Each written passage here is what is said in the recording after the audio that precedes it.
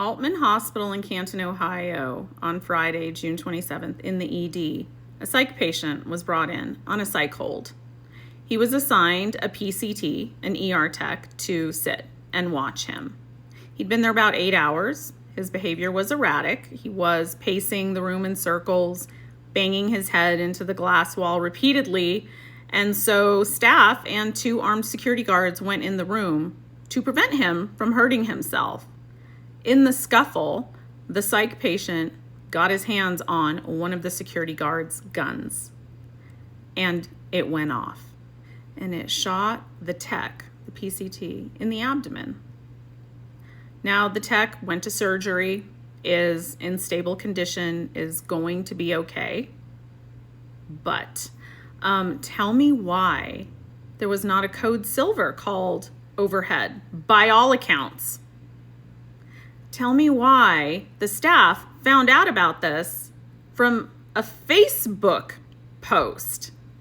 And tell me why this was the statement the hospital put out.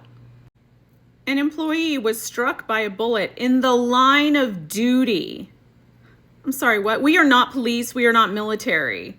It is not in the line of duty. See, that is victim blaming. That is normalizing the violence against healthcare workers. That was strategic. They said that to downplay it and say it's just part of the job. That's dangerous. Then they went on to say that the ED is safe and secure and we are continuing to accept patients. Of course you are. Of course you are. Because God forbid you call the code silver or go on divert for 2 seconds and lose just a little bit of revenue by erring on the side of caution to keep your employees safe. The patient was taken into custody where he apparently continued banging his head into things in the police car. He was charged with felony assault and aggravated robbery. I want to know why he wasn't charged with attempted murder.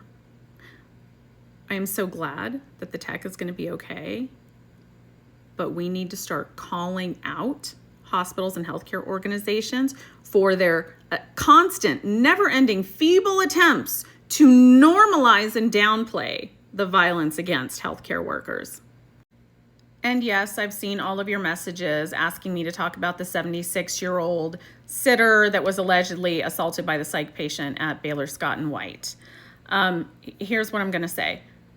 I have received a grand total of 1, maybe 2 messages about that. That wasn't just a video that someone else had posted, okay? My inbox is a really good barometer of what's going on out there. For example, the Altman Hospital, I probably got conservatively 500 messages about that, okay? Even when it's one of the situations where employees are being threatened within an inch of their life and career to not talk about something, I still get hundreds and hundreds of messages, okay? I've gotten 1 or 2 about that. And I have reached out. I've reached out and I've received nothing. So I won't be talking about that. If you have more information, send it my way. But at this point, I don't think that there's enough information to move forward with it.